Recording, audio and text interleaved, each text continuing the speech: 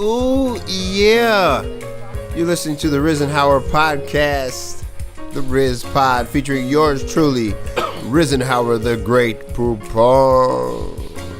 And my co-host, the one and only, the incomparable, the man, the myth, the legend, John M. Laws. What's going on, brother? Yes, sir. Not too much. Yeah, man. Lots of things going on, dude. Oh, yeah. Most definitely. Lots of stuff going on, man. Hey, yeah. real quick, can I shamelessly plug a project? Yes, by all means. Please do. We have coming up September 22nd, next week. I'll be in a play down at the Underground Collaborative, which is the basement floor of the Grand Avenue Mall. It's a play called An Ideal Husband, written by Oscar Wilde. I'll be playing the part of Robert Chiltern. It's produced by the Company of Strangers Theater Company. You can find their Facebook page as well as their website. Shows are October 22nd, that entire weekend, and then also the next weekend on the 29th, there are a few matinees. Okay. So you can get all the information. Company of Strangers Theater. Shameless plug there. And what day and time is that again? So you got the weekend, next weekend, Friday, have an evening show. Saturday we have a matinee and an evening show. And then we flip to the next Friday as well. And then also Saturday. So, I can't remember all the dates. But Company of Strangers Theater.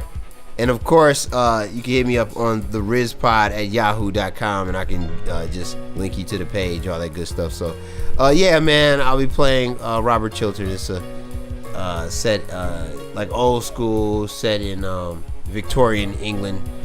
You know what I mean? We're doing all the British accents. All that fun stuff. Yes. Whatever do you mean? You know, those kind of things. So, man. So come check me out if you get a chance. Hit me up, man. And, I'd like for people to come see me perform. So, if you just hit me up at the RizPod at yahoo.com, I'll grab some tickets. You know what I mean? Yeah. You know what I'm saying? It's like, just say, Riz, I want to come.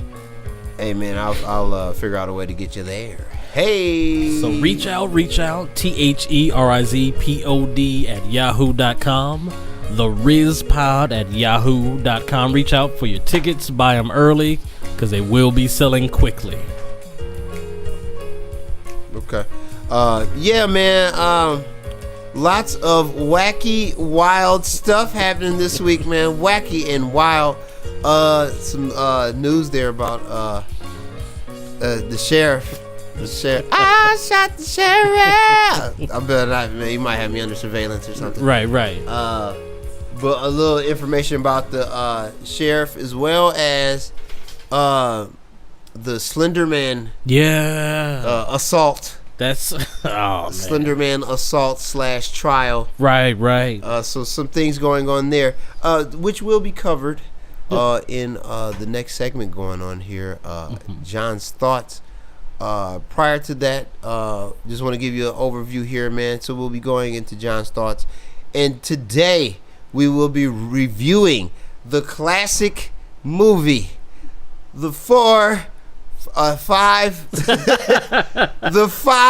heartbeats, man. Produced by produced and directed Robert Townsend, written by Robert Townsend, man. Yes, sir. Interesting brother. But yeah, before we go into that, I'd like to take this time and go into John's thoughts. All right, another episode of the RizPod podcast. And John's thought, this is the 5 Heartbeat Show. Today is September the 16th. And, of course, David Clark's issue that we wanted to bring up to discuss with you, since we did mention David Clark last weekend. Let's see. CNN.com is where we're going to be taking this one to. And what it said is this week, and this was news as of, I want to say maybe 3 days ago or so, former Sheriff David Clark must revise his thesis or risk losing his degree. Documents reveal apparently there was significant degrees of plagiarism found in Mr. David Clark's, former sheriff of Milwaukee County. His 2013 thesis entitled Making U.S. Security and Privacy Rights Compatible said it contained language lifted from numerous sources, including multiple ACLU reports, the 9/11 Commission report, the Washington Post, former President George W. Bush's book, Decision Points, and others.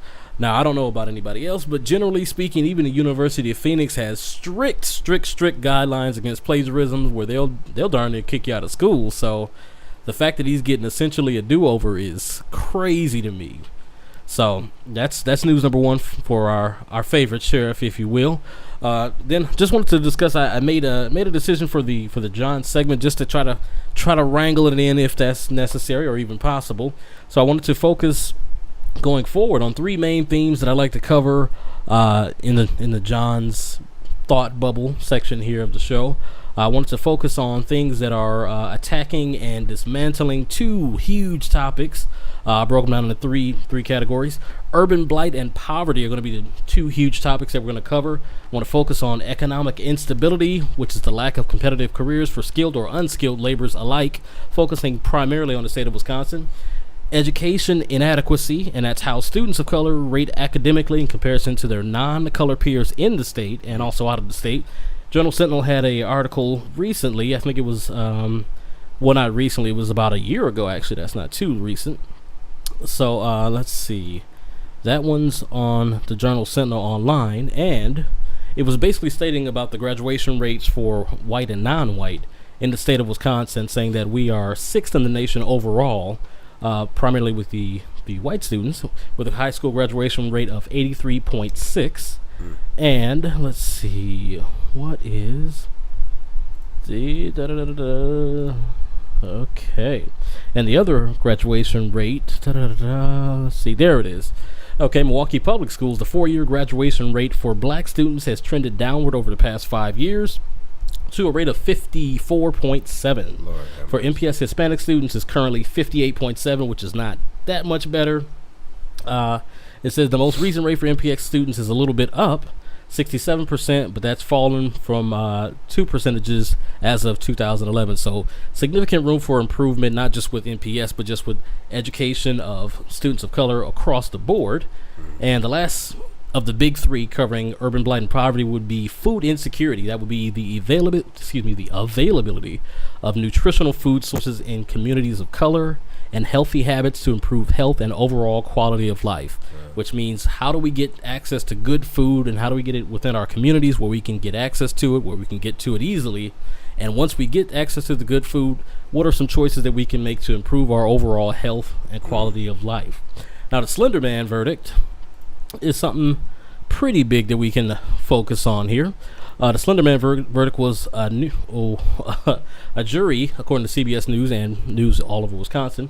A jury found Anissa Wire, I believe that's how you pronounce her name, one of the young ladies that was not convicted, that was tried for 2014 stabbing of their friend.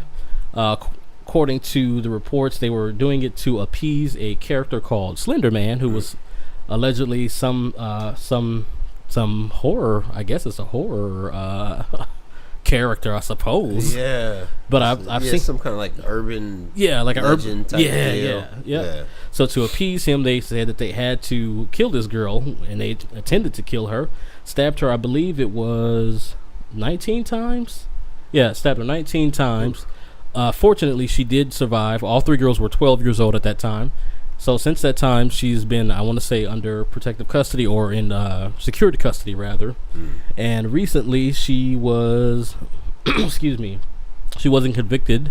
She was sentenced to a mental health hospital, I believe. Let's see. Yeah, yeah, she was sentenced to time in a mental health facility. So apparently, they found her incompetent for knowing right from wrong, even though they said that they plotted this for some time before they're actually going to carry it out. The other young lady, Morgan Geyser, I believe that's how you pronounce her name, her trial is going to be in October, but I can't imagine that she would get anything more severe than the Anissa Wire young lady, Yeah. because she was the one that actually did the dirt. So she was kind of like so the other kid is like the brains of it. Yeah, the one that they tried first, she was the brains. The other one was the accomplice. Kinda, Yeah. Wow. Right. Ooh. So that's a Slenderman verdict. And now the question of the day that we'll pose to you if you want to contact us at therizpod@yahoo.com, TheRizPod@yahoo.com. The question of the day is, there's a stigma that seems to be associated when people of color, black people specifically since we are black, decide to make deliberate strides to improve conditions for black people primarily or exclusively. There seems to be backlash like, oh, you shouldn't do that, you got to help everybody, even though there are many other cultures that practice that and has been practiced for many years. So the question for you is, that stigma, you and RizPod listener land, that stigma that goes along with black people or people of color helping out people who are similar to them ethnically or nationally, is that wrong? And if it is wrong in your opinion, in what way? If it is right in your opinion, in what way? That's a question of the day. All right. I mean, did you want to take some more time next segment with John's thoughts, or We can. Okay, cool. Yeah, I was like, I felt like you just got into. Oh, man, we okay, can. cool. So yeah, let's take some more time to get into John's thoughts, because I definitely do want to talk about David Clark and all that good stuff. Today we are reviewing the movie The Five Heartbeats. Dang. But I still got the pipes, man. What do you say? Let's do it like the tunnel. But yeah, before we get there, we're gonna take a break. We're gonna come back, finish up John's thoughts. I want to get deeper into some of the stuff he's got laid out. So let's take a break. You're listening to the Riz Pod. Advertise your service, product, or business on the RizPod podcast by reaching out to us at TheRizPod@yahoo.com. That's the RizPod@yahoo.com.